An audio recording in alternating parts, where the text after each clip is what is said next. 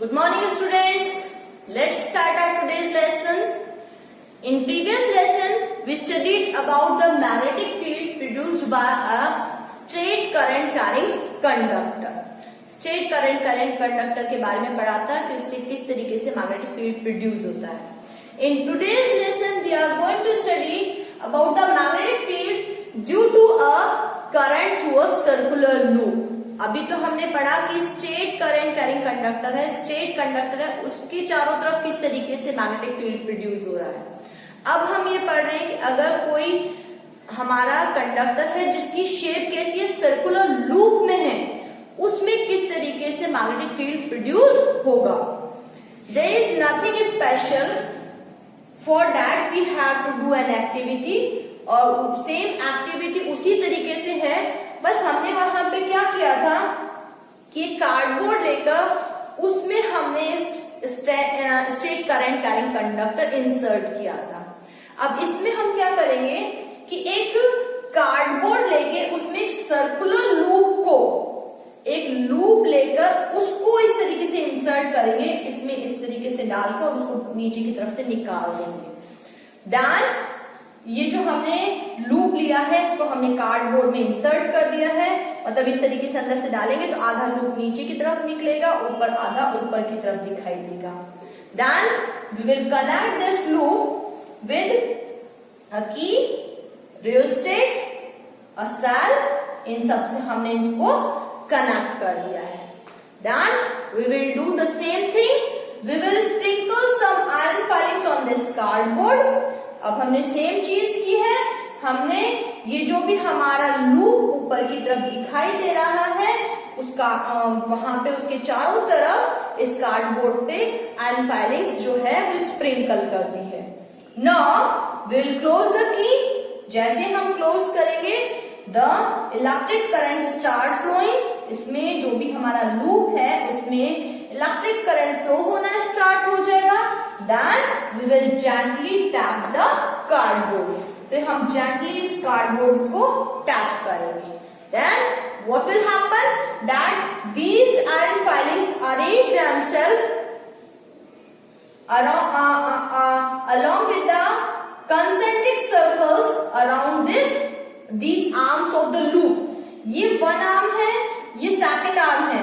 इन arm के दोनों arms के चारों तरफ जो ये आयरन फाइलिंग्स है वो अपने आप को इन कंसेंट्रिक सर्कल्स में अरेंज कर लेंगी. आप देख सकते हैं इस वाली आर्म के चारों तरफ भी कंसेंट्रिक सर्कल्स बन गए आयरन फाइलिंग्स की, और ये जो आर्म है इसमें भी कंसेंट्रिक सर्कल्स बन गई आयरन फाइलिंग्स की. And these concentric circles are showing the magnetic field lines. ये मैग्नेटिक फील्ड लाइंस को शो कर रही है. अब ये जो कंसेंट्रिक सर्कल्स बन गए हैं यानी कि मैग्नेटिक फील्ड लाइंस बन गई हैं, इनकी डायरेक्शन को हम किससे पता कर सकते हैं, एक कंपास को रखकर इसके पास, और हम उसकी डायरेक्शन को आइडेंटिफाई कर सकते हैं. जहां पे भी उसका नॉर्थ पोल शो करेगा it will show the direction of the magnetic field line. अगर हमने कंपास को इस आर्म के पास रखा वो ये डायरेक्शन शो करेगा नॉर्थ पोल, और यहाँ पे रखेंगे तो वो इस तरीके से शो करेगा. तो this is the direction of magnetic field lines in both the arms. So what is the conclusion. अगर हमने इस तरीके से क्या किया, ये मैग्नेटिक फील्ड लाइंस बता दी और उनकी डायरेक्शन शो कर दी है, तो हमने यहाँ पे कंक्लूजन क्या निकाला, that the magnetic field lines in both the arms are in the form of concentric circles. Magnetic field line जो है वो concentric circles की फॉर्म में है. At the center of this loop, ये जो लूप हमारा है इसके सेंटर में अगर हम देखें these are the circles, ये जो सर्कल्स बने हैं we can see that these lines are parallel to each other, near about parallel to each other. अगर हम इसके सेंटर में देखेंगे तो हमें जो लाइंस है वो एक दूसरे के पैरेलल जाते हुए दिखाई देंगी. So what can we conclude that at the centre of the loop the magnetic field is uniform. अगर हम यहाँ पे सेंटर में देखेंगे, क्योंकि यहाँ पे पैरेलल है, मैग्नेटिक फील्ड लाइंस पैरेलल है, That's why the magnetic field is uniform.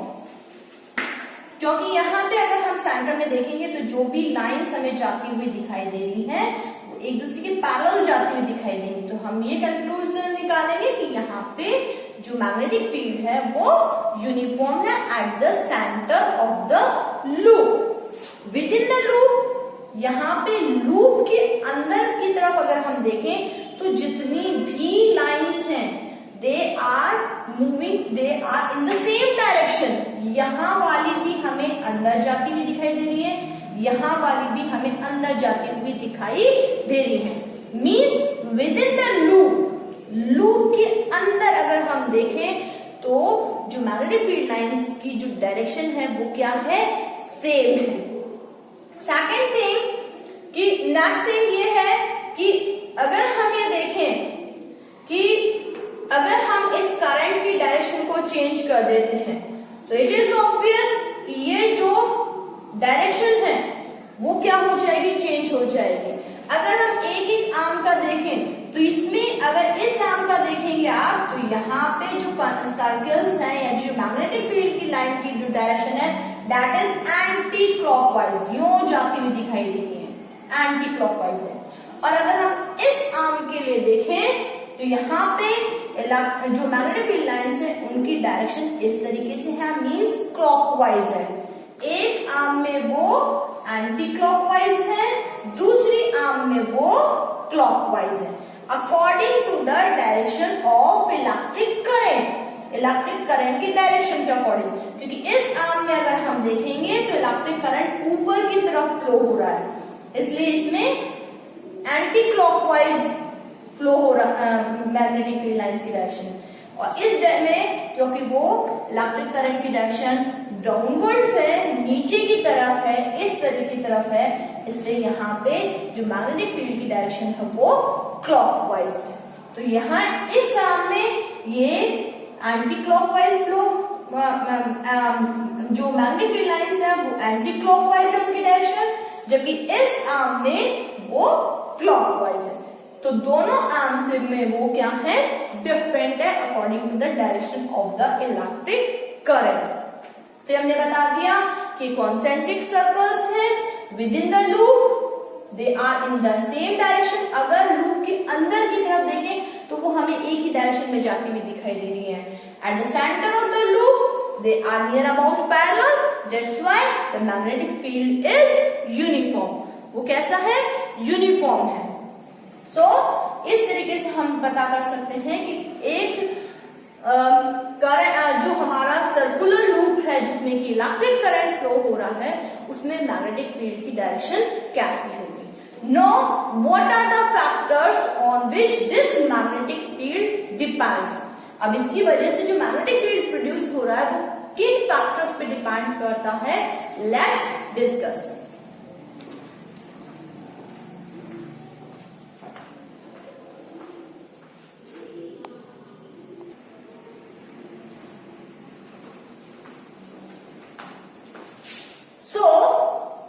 These are the factors on which the magnetic field depends. The first factor is the current flowing through the coil. पहले भी हमने देखा था state current conductor में भी कि जैसे ही हम करंट का अमाउंट बढ़ाते हैं वैसे ही उससे प्रोड्यूस मैग्नेटिक फील्ड भी इंक्रीज हो जाता है.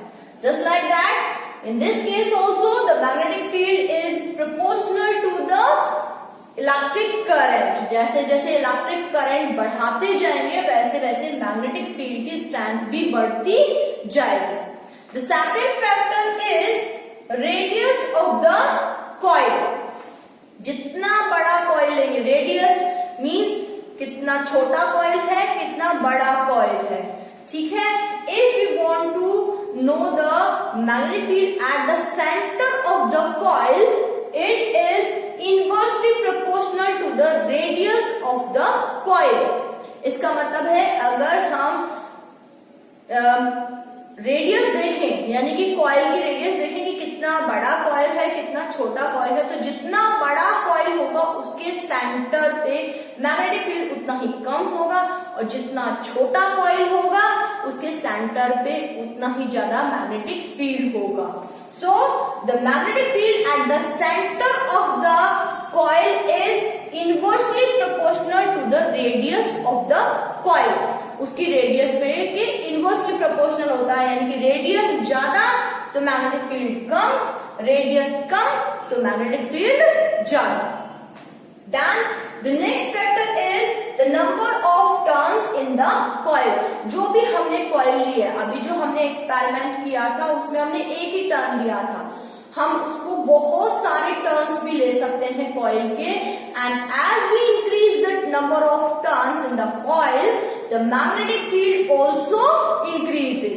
उसमें जितने ज्यादा टर्न्स लेते जाएंगे उससे प्रोड्यूस्ड जो मैग्नेटिक फील्ड है वो भी, उसकी स्ट्रेंथ भी इंक्रीज होती जाएगी. सो what can be right, that magnetic field is proportional to the number of turns in the coil. If we denote it with N, तो हम लिखेंगे magnetic field is proportional to N. जैसे जैसे number of turns बढ़ते जाएंगे, यानी कि जितने ज्यादा टर्न्स होंगे उतना ही ज्यादा स्ट्रॉन्ग मैग्नेटिक फील्ड होगा, और जितने कम टर्न होंगे उतना ही लेस मैग्नेटिक फील्ड प्रोड्यूस होगा. So these are the factors on which the magnetic field depends. First, the electric current. Second, the radius of the coil. And the third is number of turns in the coil. So, that's all for the day. Thank you and have a nice day.